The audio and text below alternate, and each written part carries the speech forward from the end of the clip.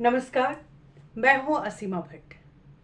आज मैं कुछ पुरानी बातें करना चाह रही हूँ। पुरानी बातें मेरी इस बिंदी के बारे में। मेरी नहीं, मेरी माँ की बिंदी के बारे में। दरअसल मेरी माँ भी इतनी ही बड़ी लाल सिंदूर का टीका बिंदी लगाया करती थी। और मैंने जब से होश संभाला तब से देखा कि वो बड़ी सी बिंदी लगाती हैं, बिल्कुल हिंदी सिनेमा की मीना कुमारी की तरह लाल बड़ी सी बिंदी। तो एक बार मैंने बातों बातों में माँ से पूछ दिया, माँ तुम इतनी बड़ी बिंदी क्यों लगाती हो? तो मेरी माँ ने बताया कि उनकी माँ यानी मेरी नानी भी ऐसे ही बड़ी बिंदी लगाती थी। दरअसल मैंने अपनी नानी को नहीं देखा। मेरी माँ की शादी 11 साल की उम्र में हो गई थी और माँ की शादी के 2 साल बाद ही मेरी नानी चल बसी। दरअसल मेरी नानी को यूट्रस कैंसर था, यानी बहुत ज़्यादा ब्लीडिंग होती थी और लोगों ने ये कहकर कि ये औरतों की आम बीमारी है, गायनिक प्रॉब्लम है, इग्नोर किया। हालांकि ये बहुत दुखद है कि आज की तारीख में भी इस बात को यही कह के इग्नोर किया जाता है कि this is gynaec problem and this is very normal thing, but no, this is very serious thing. बहरहाल मेरी नानी को भी था और किसी ने ध्यान नहीं दिया, ख़ुद नानी ने भी नहीं दिया और बहुत बीमार रहने लगी, कमज़ोर रहने लगी। तो मेरी माँ बताती हैं कि उनकी मृत्यु के ठीक 1 घंटे बाद वो खुद उठकर जाकर कुएं पर नहाकर धोकर आईं, अच्छी सी साड़ी पहना और बाल वाल संवारे, माथा अपना बांधा, बालों को बांधा और लाल बड़ी सी बिंदी जो कि लाल सिंदूर को तेल या घी में घोलकर लगाती थी। तो उन्होंने मेरी माँ से उस दिन कहा, ए सरोज इधर आओ। मेरी माँ को वो सरोज नाम से ही बुलाती थी, हालांकि मेरी माँ का नाम सरस्वती भी है। तो उन्होंने कहा, ए बेटा इधर आओ सरोज। तो मेरी माँ गई। उस समय उनकी उम्र 13 साल थी।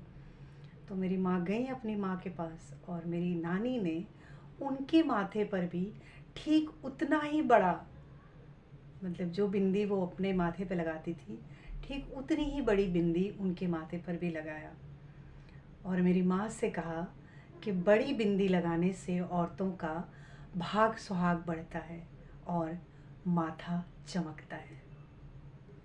तो ये थी कहानी मेरी माँ की बड़ी बिंदी लगाने के पीछे। और उस कहानी को सुनने के बाद मैं भी बहुत प्रभावित हुई थी और मैं बिंदी लगाने लगी थी। उतना बड़ा नहीं पर लगाती थी। और एक घटना और याद आ रही है मुझे कि 2012 में मेरे पिताजी गुजर गए। पापा नहीं रहे। पापा का दाह संस्कार सब कुछ मैंने दिल्ली में किया अकेले और उनकी अस्थि लेकर मैं घर गई थी माँ के पास, नवादा बिहार में। हम लोगों का घर नवादा में है, विजय सिनेमा के ऊपर, जो कि हमारा है और हमारी माँ वहीं रहते हैं। तो मैं जैसे ही वहाँ पहुँची और सीढ़ियों से जब ऊपर चढ़ने लगी तो मेरे पैर रुक गए थे। सीढ़ियाँ मुझसे चढ़ी नहीं जा रही थी क्योंकि मुझे समझ में नहीं आ रहा था कि मैं ये अस्थि कैसे ले जाकर अपनी माँ को दूँ। बहरहाल मैं गई और माँ ने उस अस्थि को अपने हाथ में लिया और ये कहकर फूट कर रो पड़ी, यानी मेरे पिता की अस्थि को हाथ में लेकर ये कहकर रो पड़ी कि सुहाग के नाम पर सिर्फ एक बिंदी थी मेरे पास, वो भी ले लिया। यानी मेरे पापा मेरी माँ के साथ नहीं रहते थे।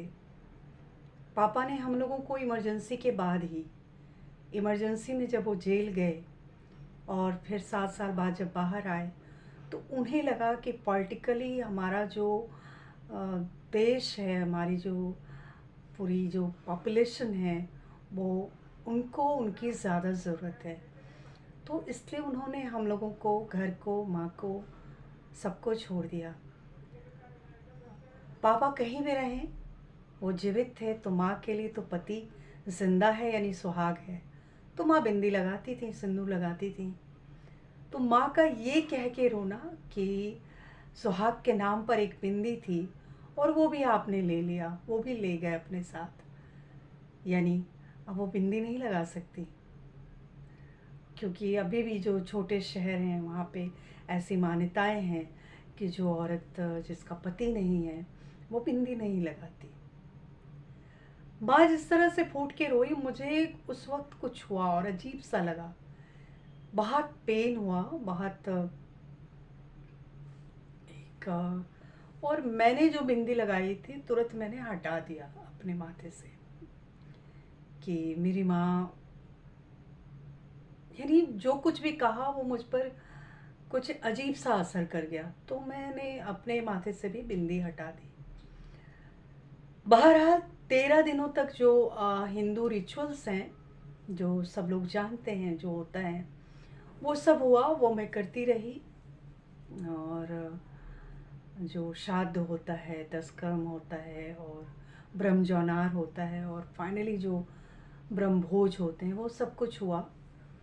तो उस दिन चूँकि जिसने आग दी होती है उसको एक परंपरा, एक जो रिचुअल्स हैं, जो संस्कार हैं वो निभाने पड़ते हैं। तो तब तक वो ना सही नई साड़ी, ना नए कपड़े, कुछ भी नहीं पहनती, ना बाल संवारना, ना तेल लगाना, ना सिंदूर बिंदी करना।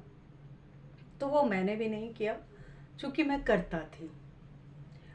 करता यानी जिसने शव को आग दिया। तो मैंने अपने पापा को मुखाग्नि दी थी। जब 13 दिन हुए तो उसमें भी रिचुअल है कि नानी घर से कर्ता के लिए कपड़े आते हैं। तो मेरे मामा जी लोग थे जो अपनी अपनी तरफ से साड़ियाँ लेकर आए थे, मेरी माँ के लिए भी और मेरे लिए भी।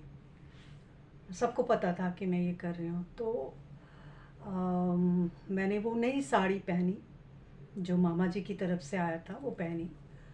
और उस दिन मेरी माँ को पता नहीं क्या होश आया या क्या उन्होंने गौर किया, ध्यान दिया होगा। इतने दिनों से शायद वो भी इन सारे कामों में बिज़ी रही थी, रोने धोने में, लोगों का आना जाना, परिवार का आना, रिश्तेदार का आना, आसपास के समाज के लोगों का आना। तो वो तो घर में जो 10-12 दिन चलता है वो चलता ही रहा।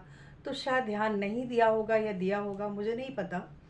पर उस दिन वो उनके जो ड्रॉर में जो उनकी बिंदी थी, जो बड़ी बिंदियाँ वो लगाया करती थी, वो बिंदी उन्होंने निकाला और मेरे माथे पर अपने हाथों से लगाया और ये कहा कि अपना अपना भाग सुहाग सबको देखना पड़ता है।